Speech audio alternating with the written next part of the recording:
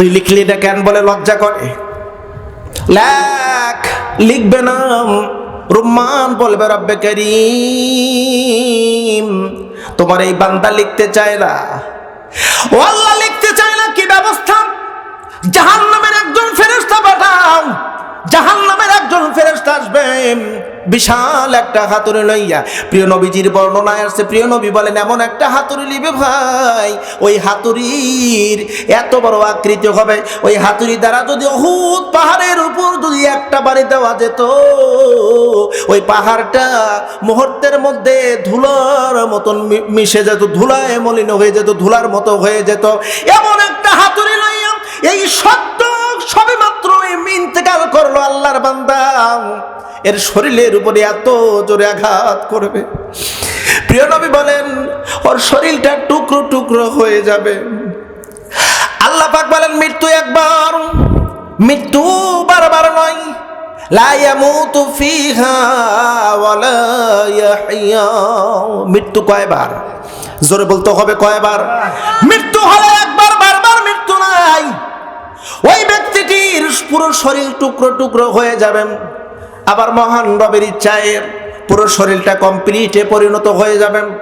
এবার বলবে লেখা শুরু করবে, যা যা করেছে রাতের গভীরে দিনের প্রকাশ্যে, গোপনে গোপনে প্রকাশ্যে সবগুলো গুনার কাজ লেখা হবে। ও বন্ধু, এটা কিন্তু কবরের কথা, আমার আপনার ক্ষেত্রে হবে। যদি আপনি যদি নেক কাজ করে যাই, নেকির ফসল যদি উৎপাদন করতে পারি বন্ধু, তাহলে রুম্মান ফেরেশতার সামনে লিখবো সব নেকি, কোনো গুনাহ নাই, কোনো গুনাহ নাই। আর যদি গুনার কাজ বেশি থাকে সেই ক্ষেত্রে ধরা পড়ে যাব। রুম্মান লেখা শেষ হওয়া মাত্রই কবরস্থ ব্যক্তির পিঠের উপরে এই কাগজটা লাগায় দিয়ে চলে যাবেন। এরপরে চলে আসবে মুনকার নাকির, এরপরে আসবে মুনকার নাকির।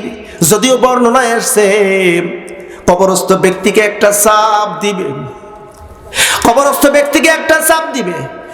সদ্য কেবল মৃত্যুবরণ করলো ওই ব্যক্তি, তো এখনো দাফন করা হয় নাই।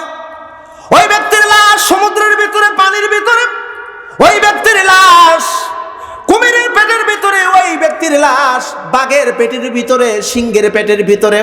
তাহলে ওকে কিভাবে চাপ দেওয়া হবে? প্রিয় নবীজির বর্ণনায় আসছে, নবীজি বর্ণনা করেন ওই ব্যক্তিকে চাপ দেওয়ার জন্য বিশেষ ব্যবস্থা করানো হবে। চাপ দিবে এমন করে পুরো শরীর চাপ দিবে, আল্লাহর হাবিব নিজে প্র্যাকটিক্যাল দেখায় দিলেন। ও সাহাবীরা, প্রত্যেকটা শরীরের হাড়, পা থেকে মাথা পর্যন্ত পুরো শরীরের হাড়, একটা হাড় আর একটা হাড়ের মধ্যে ঢুকে যাবে, এমন ভাবে চাপ দিতে থাকবে। আল্লাহর হাবিব বলেন পুরো শরীরে একটা অঙ্গের ভিতরে আর একটা অঙ্গ ঢুকে যাবে, একটা হাড় আর একটা হাড়ের মধ্যে ঢুকে যাবে। যদি মৃত্যু যদি তখন থাকতো, মুহূর্তের মধ্যে ওই বান্দা মৃত্যুবরণ করতো। কিন্তু মৃত্যু একবার, মৃত্যু বারবার নয়, যার কারণে ওর মৃত্যু হবে না।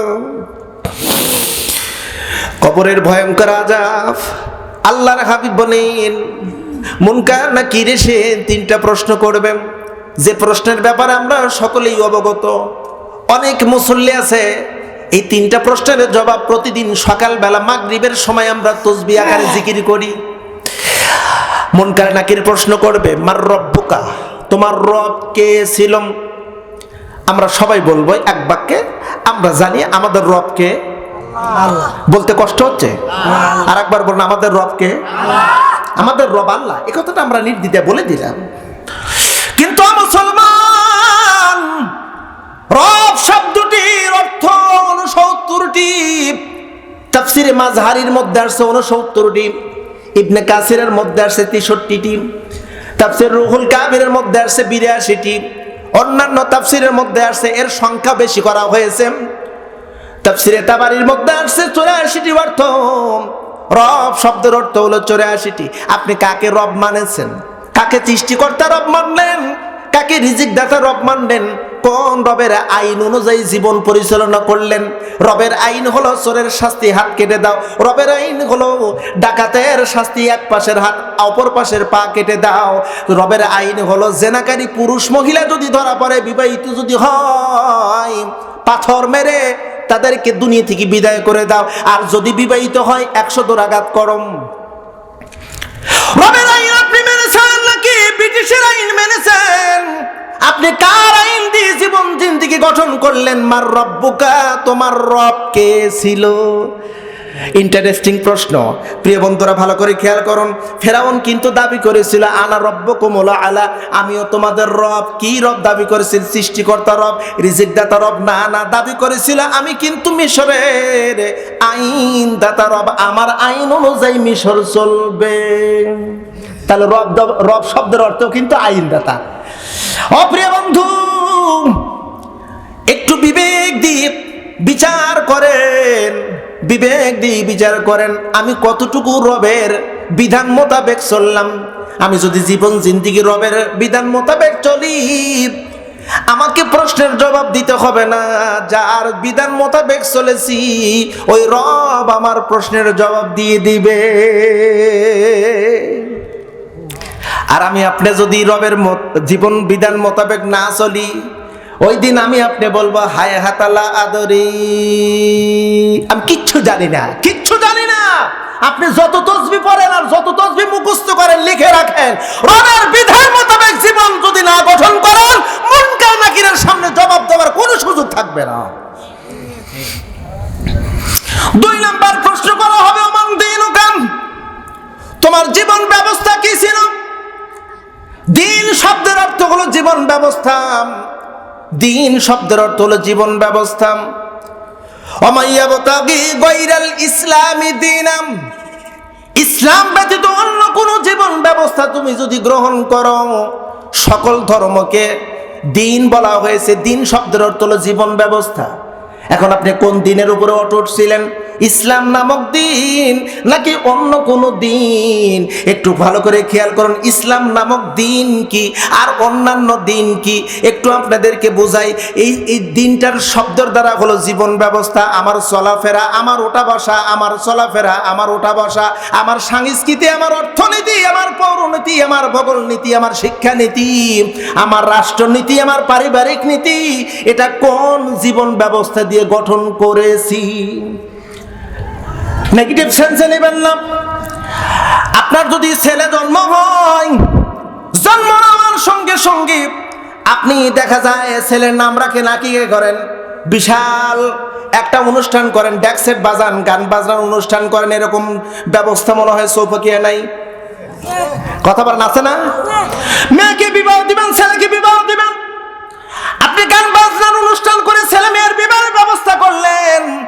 মুসলমান, আপনি বলেন তো এরকম ব্যবস্থা সমাজের মধ্যে আছে না নাই? আর তাহলে আপনার দ্বীন ইসলাম কি বলেন? আপনার কি এরকম অনুষ্ঠান করা যাবে কিনা? ছেলে মেয়ের বিবাহ বাদিতে নর্তকী দিয়া, গান বাজনা বাজায়া এরকম অনুষ্ঠান করার সুযোগ আছে কিনা? এরকম অসংখ্য দৃষ্টান্ত আছে। ওই সময় মুনকার নাকির প্রশ্ন করবে ওমান দীনুকা, তোমার কি দিন জীবন ব্যবস্থা ছিল? ও হাজী সাহেব, ও মৌলবী, ও নামাজি, তোমার ছেলে মেয়েকে বিয়ে দিয়েছো, তোমার ছেলের খাতনা করেছো, এরকম অসংখ্য যদি প্রশ্ন করা হয়, ওই সময় জবাব আসবে হায় হাতালা আদরি, কিচ্ছু জানি না।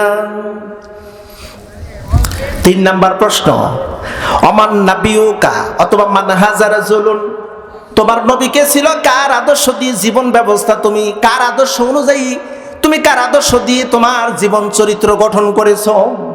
প্রশ্ন করা হবে, মুনকার নাকির প্রশ্ন করবে। লেনিন, কার্ল মার্কস, মাও সেতুং।